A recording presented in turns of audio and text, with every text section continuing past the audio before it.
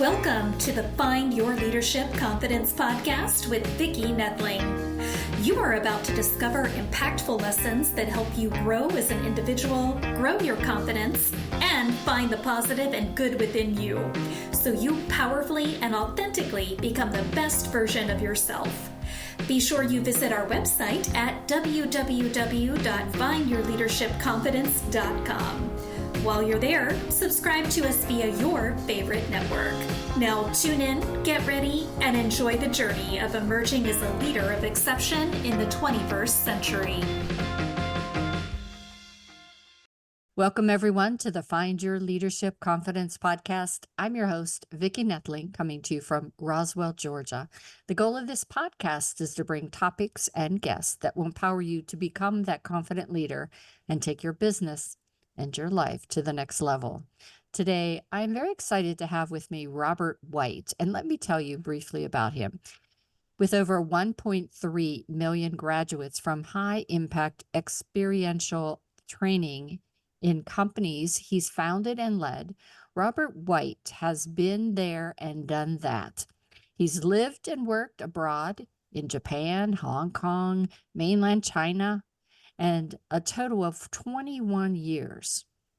He's a mentor to executives, serial entrepreneur, trainer of thousands, best-selling author, and public speaker. His first career was 8 years in radio, and he knows how to make a host look good and sound good. So that should be good for me. Today, we're going to talk about 8 principles of success. So tune in, because he says we really are going to talk about those 8 principles. So please join me in welcoming my guest, Robert White. Robert, such a great topic for us to cover today. Yes, really. Well, first of all, thank you for the wonderful introduction. I'm reminded as I've gotten older that sometimes the introduction is longer than my talk. So thank you for making it brief. But Well, also, we'll have time for you to expand on it. Don't you worry. And also, of course, after hearing that, I can't wait to hear what I have to say. And of course, it's only the good stuff. Yeah. You didn't highlight anything from my former wife or various other adventures I've had in my life. Oh, that's for another day. So we do always 2 very easy questions. I think they're easy, but sometimes they become very complicated. But where do you call home? Where do you live right now? I'm living in a western suburb of Denver, Colorado, so I have the delight of looking out on the Rocky Mountains. And I love Colorado. I love low humidity and blue skies. So and I love the mountains. So that's home for me. I did get to spend a little bit of time out there. Toastmasters International moved to Denver, and so I was a region advisor during that move, and was able to do some training out there. So and a convention. So I got to really enjoy some of the great food and sights and beautiful landscapes of Denver. Well, it's tucked up against these mountains, and it has a good airport, so that's enough for me. You're just a low maintenance kind of guy. All right. So the next question is where we get into more of the details about why is Robert White doing what Robert White is doing today. I always say, you and I have been around the sun a couple times, and where we started years ago, maybe in our first career, has definitely changed to what we're doing today. So talk about your journey and where how has it gone to lead you to where you are today? Wow. I'm old enough for that to be too long of a story, but maybe some touch points on it. Highlights. Look, I grew up in a kind of rough family situation, a lot of abuse and poverty. But I somehow, maybe a gift from God, maybe the moon or the stars or whatever, luck, take your pick. When I was 12 years old, I won a little contest. I grew up in Green Bay, Wisconsin, and a small town then, only about 50,000 people. but I won for the city for something I wrote, a little essay. And so the prize was a bicycle, and that Nice. was great. It had all the bells and whistles, as they say. But the other prize, at first I didn't understand, it was to go to a radio station and read part of what I wrote on the air. Oh, wow. And, in those days, radio was everything, especially for younger people. Yeah. Evenings and weekends were the top 40 jocks and all of Mhm. that. So a teacher and I went to the radio station. I was absolutely in love instantly. Yeah. All of those dials and lights and switches and all those things that guys tend to like.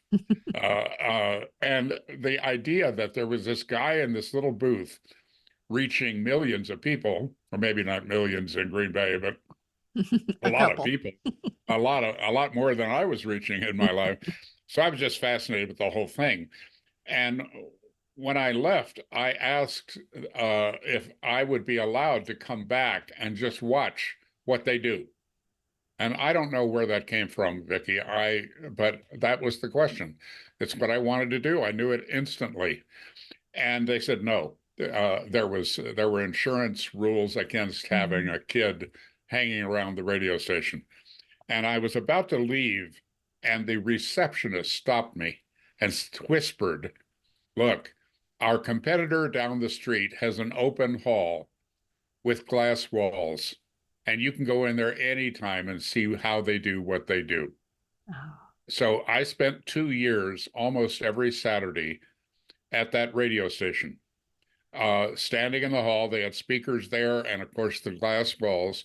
You could look in on the announcer, you could look in on the control room, you wow. could look in on the marketing department and where they kept all the music. And I was just fascinated. So I spent 2 to 3 hours every Saturday morning in that radio station. Mm. And at 14, I was pulled out of a class in high school and taken to the principal's office because that radio station had fired all of their control engineers in one day in a Wow. labor dispute. I'm sure today they'd be sued until they were poor, you know, but that's what they did. And so they were desperately looking for somebody to run controls for these announcers, putting the tapes on or the records on in those days, and controlling the microphones, all that kind of thing that control engineers do. And so they put out the word, "Who is that kid that hangs around here all the time?" And they thought I was older, and they Mhm. reached out to the two high schools in Green Bay at that time and found me and hired me. Wow. And so I started working. We rejiggered my schedule in school so that every morning at 6 o'clock, I was at the radio station until 9 o'clock. And then I went to school. And it changed my life for the better in Yeah. terms of self-image, in terms of confidence, and also because I started being on the air evenings and weekends. And Nice. so the next, I guess, turning point for me was at 17, I was working essentially full time while going to school. I made I made more money than my father had ever made in a year, Wow. and I became known to the wrong side of the tracks kid became quite well known in school because I'm on the radio every night and Yeah. on the weekends. And I was named most likely to succeed. I was the commencement speaker, all of those kinds of things that I never imagined happening Yeah. for me. I spent the next 10 years, Vicki, making my classmates wrong. Oh, no.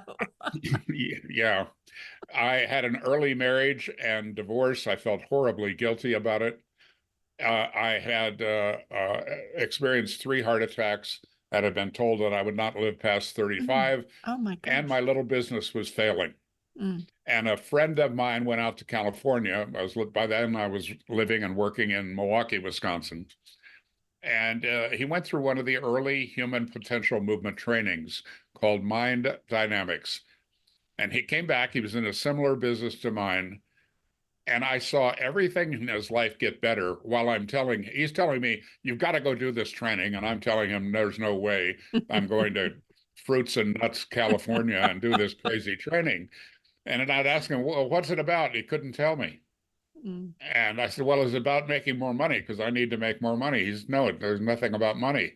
And I said, well, how about running my business? He said, no, there's nothing about business, but you have to go. Fortunately, they brought that training to Milwaukee, and I was in the first one of those. Wow. I went there with arms crossed, legs crossed, probably eyes crossed, cynical, doubting, Yeah. all of those kinds of things. And 4 days later, my life changed for the better. Wow. And it sounds like a cliche all these years later, and it didn't happen instantly, but it played itself out. I tripled my income, even though they don't talk about money in that program. I tripled my income the following year, and it went up 10 times the year after that. Wow. And it changed my whole life in so many different ways, not just the money, but in terms of confidence, in terms of relationships, in terms of more of an ease in living. Yeah. Uh, oh, and the chest pain stopped. So that's a Stress difficult thing. level. That's a difficult thing to talk about, but it's true. And obviously, I've lived past 35. Couple Uh, days. you know, uh, so that was significant. I eventually sold my little business and became a contract sales trainer. And I started sending people to the mind dynamics training because it made my life Made a easier. difference. Yeah. And their lives got better. They became better at what they were doing. I was being paid on a commission. Life got very, very good for me. And one day, the founder and chairman of Mind Dynamics telephoned me. I actually didn't know his name. I knew nothing about it except if I send people to that training, my life gets better, and because their lives get better. And Yeah. he made an offer to fly me out to California. My first experience of first class travel. I remember that. Nice. And 10 days later, I was president of Mind Dynamics. So for 4 years, Oh my gosh.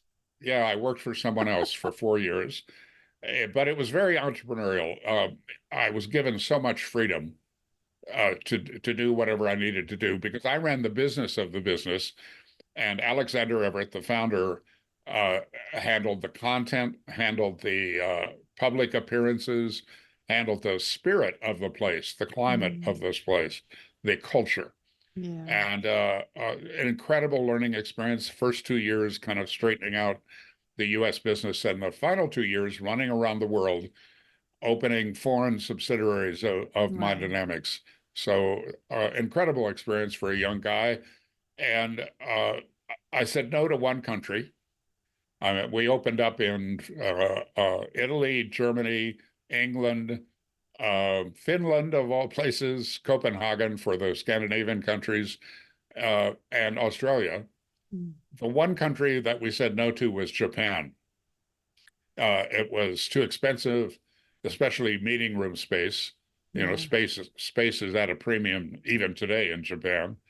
And the language was backwards, of course, compared to the Roman languages. And we were busy. So I said no. And anybody that's done business in Japan or with Japanese business people know how persistent they can be when they want something. And so about once a month for the next 3 years, they contacted me Oh my goodness. about coming to Japan. Uh, the ownership at Mind Dynamics changed in a way that didn't work for me. One of the co-owner died in an airplane crash, and Alexander sold his interest. So I was working actually for a probate judge, which I don't recommend to anybody. So I quit, and I started a company called LifeSpring, and which went on to be very, very successful in the U.S., but without me, even though it was my company. So I spent 6 months there and then sold the company to my staff for nothing down and forever to pay. And that's an old line. And they took longer than forever to pay, by the way. And the people from Japan called. There I was broke. I had remarried. I had a family. I had a mortgage, and I had put all of my money into LifeSpring, Wow. every penny. So I got a call from Japan, and they said, "Come to Japan just for 90 days, set up a program, and leave, and we'll pay you for 1 year." Sounded pretty good to me. Sounds really good. And so I went to Japan for 3 months, stayed 12 years the first time. With the family and everyone? Yes. Wow. And I mean, it's a typical entrepreneurial story that when I first went there, I'm on somebody else's credit card. I'm staying in 5-star hotels. I'm leading big trainings that they put together. And then all of that ended overnight one time, and I had to send my family back to the US for a year. So I lived alone in Tokyo for a year and building this company called ARC International. And so that's where the 1,300,000 graduates come from. We had 15 training centers, 7 in Japan, 2 in Taiwan, 1 in Manila, 1 in Seoul, 1 in Hong Kong, 1 in Sydney, uh, and 240 full-time people, another 50 or so contract Oh my trainers. goodness. And we were the largest training company in Asia and brought experiential learning there. So that was another turning point for me. It was the typical entrepreneurial struggle, where you eat a lot of ramen is one way to say it, and to scramble and you don't get paid, right? You're the owner, but you don't get paid, that kind of thing. But it turned out amazingly well and allowed me to kind of retire at 46. I moved to Aspen, Colorado, and skied 80 days a year and built a big house and Wow. bought some land and skied and hiked and rode horses and traveled with the late Sean Denver and just had an incredible semi-retirement. And the next significant thing, and something that I do a lot of the work that I do today with business owners, came from what I learned from having that business fail. Yeah. So I lost it all, and lost my jet. That's the one thing I regret. That, and I'm exaggerating when I say that, but I did lose my jet. And this my second marriage failed. Oh. The woman that I loved left me for a lawyer. One of my friends described it as the divorce from hell. And more learning Yeah. about myself, about the world, about people. So I bring all of that today into my practice, where I primarily do executive team training for medium-sized business people who are probably already doing pretty good and think they could do more. Or they want to have more free time, or they want to make more money, or they want their people to be more successful. Lots of reasons. Right. But I work with them in an intensive training environment and then follow up coaching and mentoring. So that's what I'm up to. I've written a best-selling book. I've got a bestseller at Nightingale Conant, a 8.5-hour audio personal growth training, and do some public speaking, and I'm having a lot of fun. Awesome. So you That's it. mentioned the experiential learning. So for those that might not be understanding that completely, just share how you do this. How do you train the people with this? Well, the how-to is based on, there is a book published by a guy here in Denver that's not a very good book. I don't recommend it, but the title is wonderful.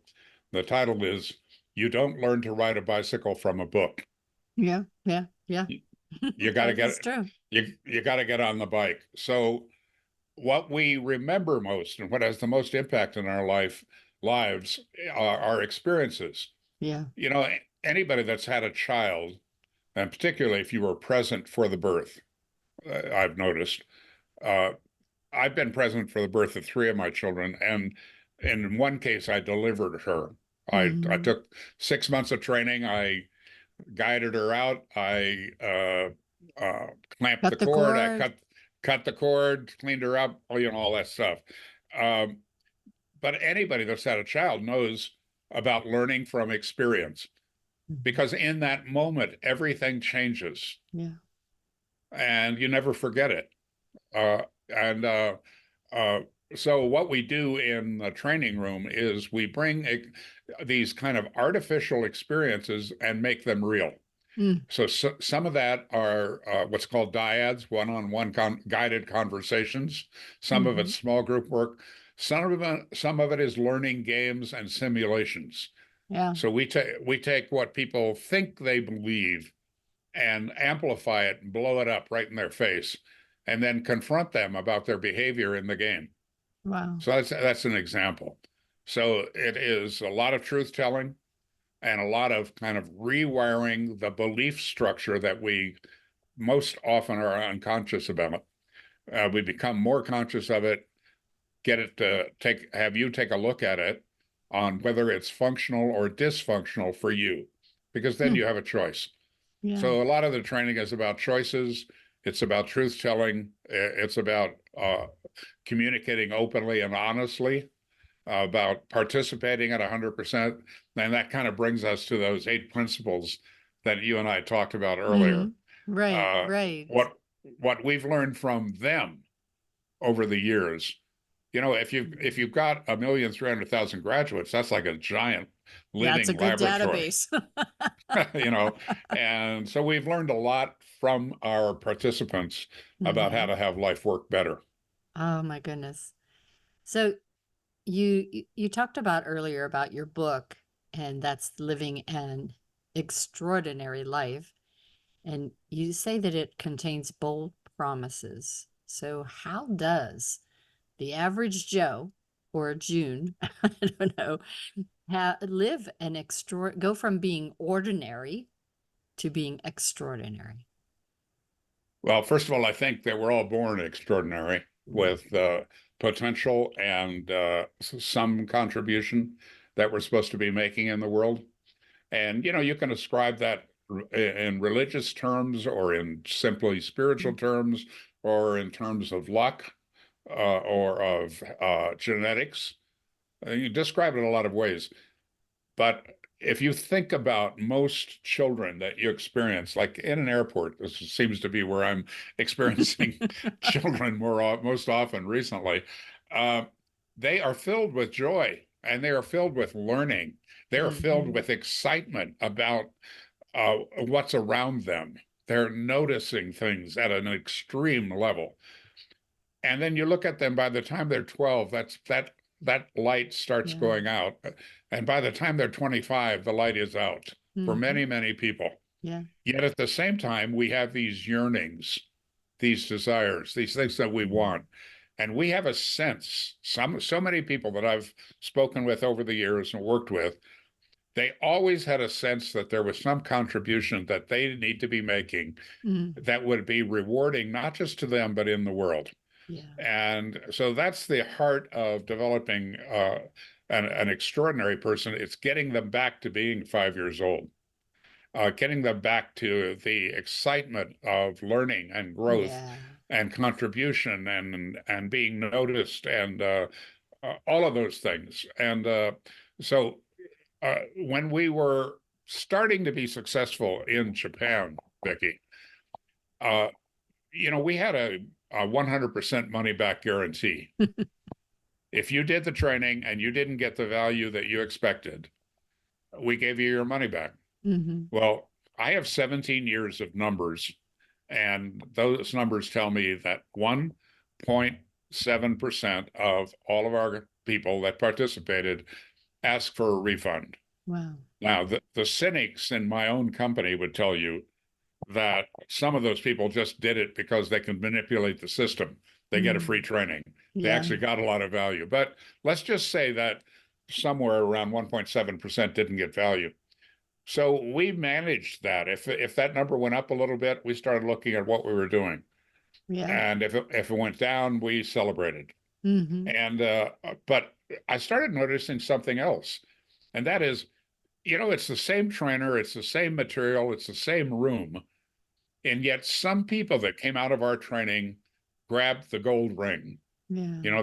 That old expression from merry-go-round where you Mm-hmm. can reach and grab the gold ring. Some people went out of the training and had most incredible value.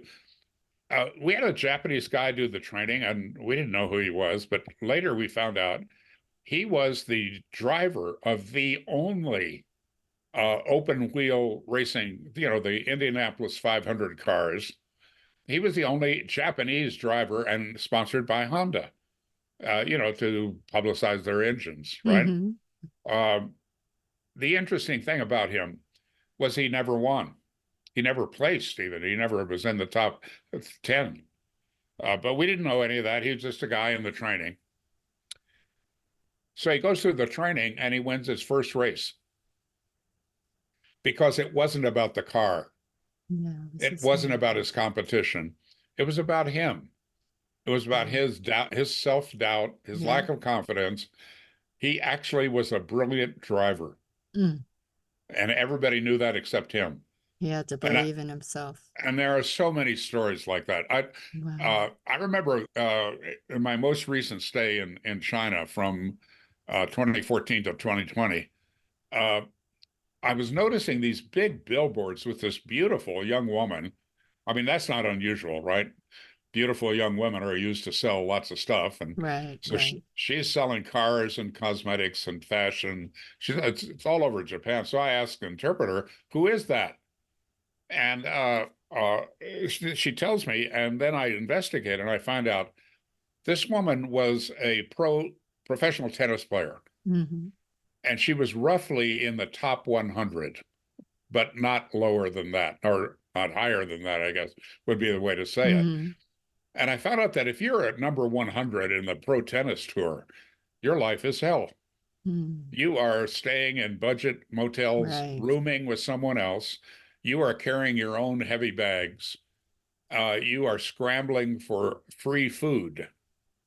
It's like that. Mm. That's what it's like to be the 100th best female tennis player in the world. And she quit.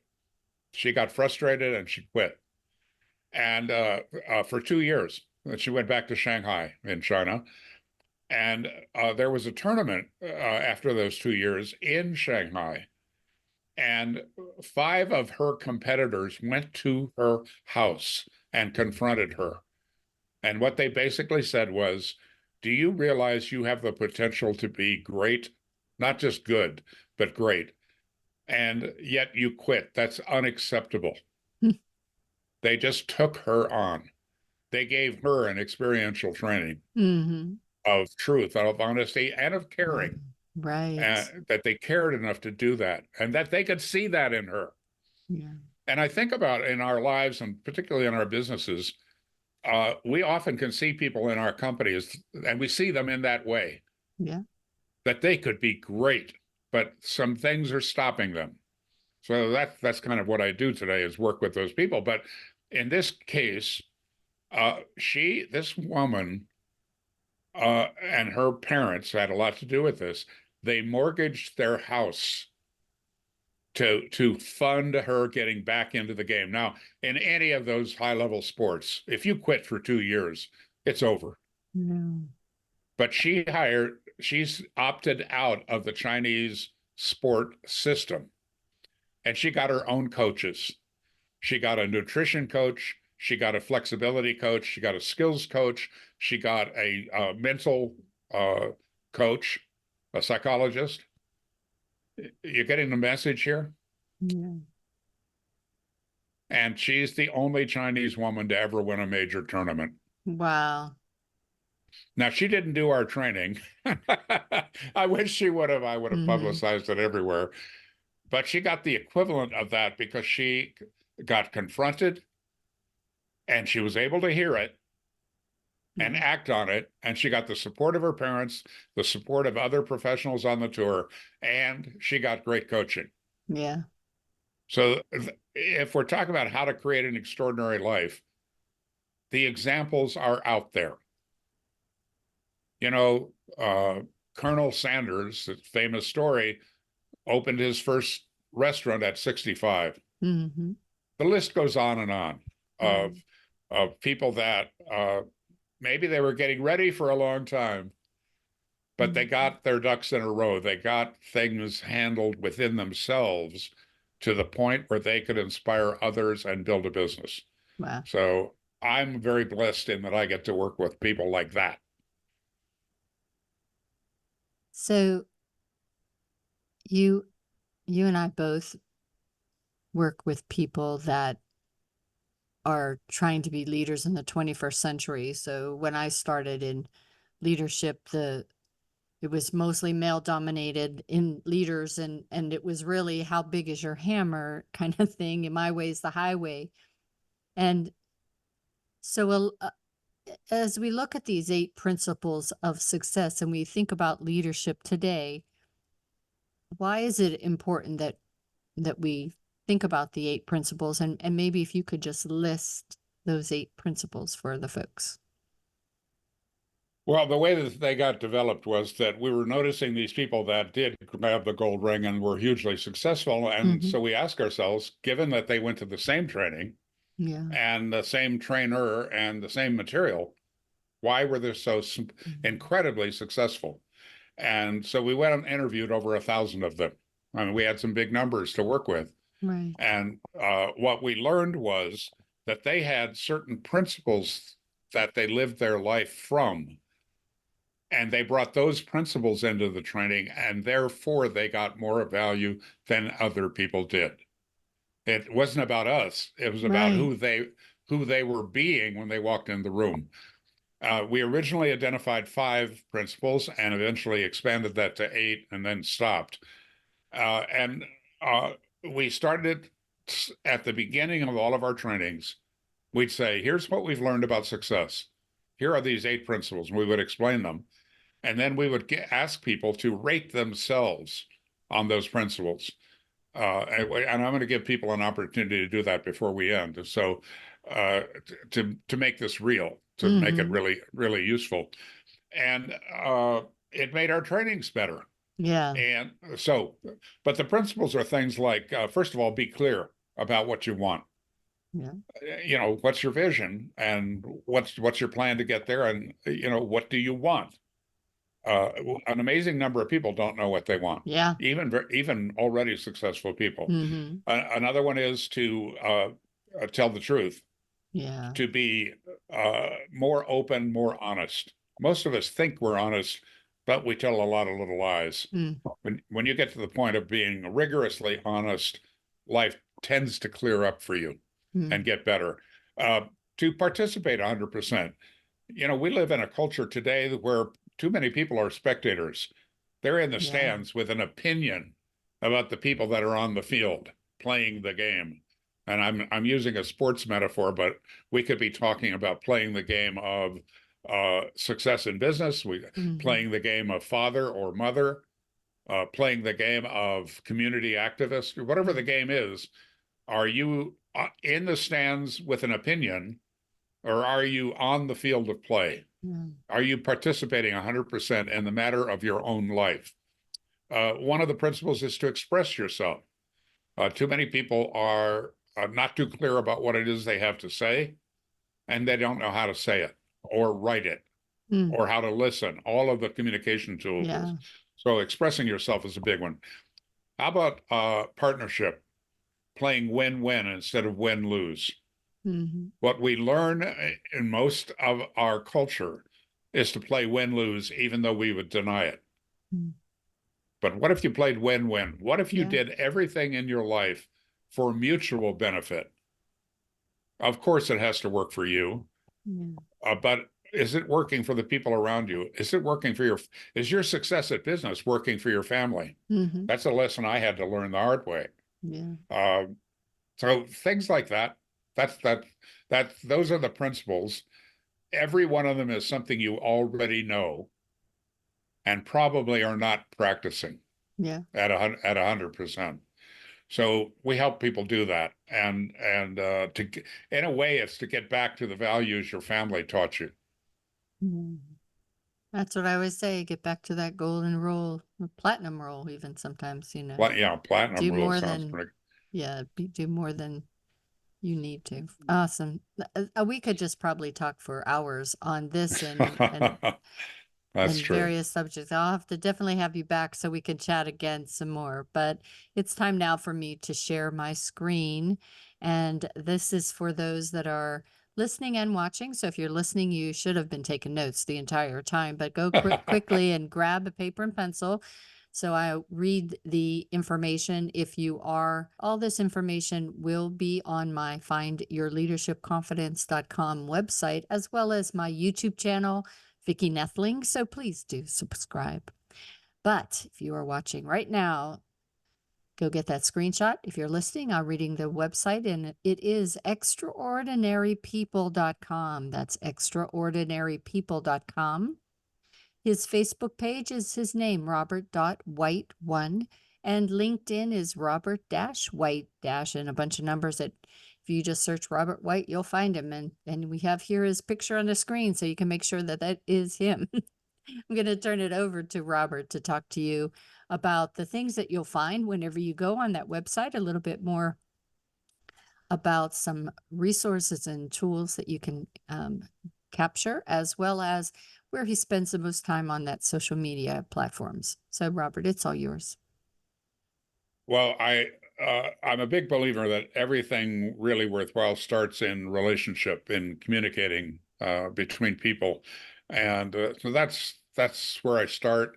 My way of creating relationship is to offer this free uh, uh, essay, a 28-page essay on what I've learned about success, and that includes the 8 principles.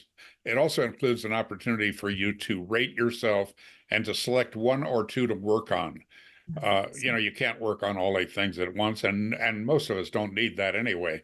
Usually there's one area where we need to develop and where it would pay off in a big way.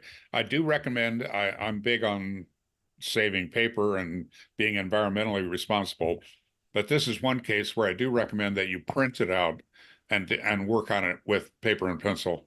Um, and along with that, you get a subscription, also free, to my Extraordinary Minute. This is an email I've been doing now for 15 years, every Wednesday morning. And it's an idea, something from a film, from a book, from a personal development program, an idea that captures my attention, and then a few comments from me, and all designed to be read in 1 minute or less. Awesome. So we're all busy, and this is like a little weekly check-in around positive thought. So, and I encourage you to subscribe for that. You'll get the free 28-pager, and anytime you hit reply, I see it personally, and I respond to almost all of those responses. So if you've got a question or a comment, I want to hear about it. Awesome. People share quotes with me and all kinds of interesting things, but it creates a relationship, and then we'll find out if there's something else we should be doing together over time. Well, Robert, it has been just wonderful chatting with you. I think we had a great conversation. I do encourage everybody to go to that website and take advantage of that free download of that 28-page document. And I know I'm going to go and get it and take those little steps to see how I can improve my life. So awesome there. And as always, I remind everyone that life is a journey, and it's up to you to enjoy the ride. This is Vicki Noethling signing off. Thank you for tuning into the Find Your Leadership Confidence podcast with Vicki Noethling, where we share impactful lessons that help you grow as an individual, grow your confidence, and find the positive and good within you so you powerfully and authentically become the best version of yourself. Remember to visit our website at www.findyourleadershipconfidence.com and enjoy even more great episodes like this one. Again, while you're here, subscribe to us via your favorite network. We look forward to seeing you next time on the Find Your Leadership Confidence podcast.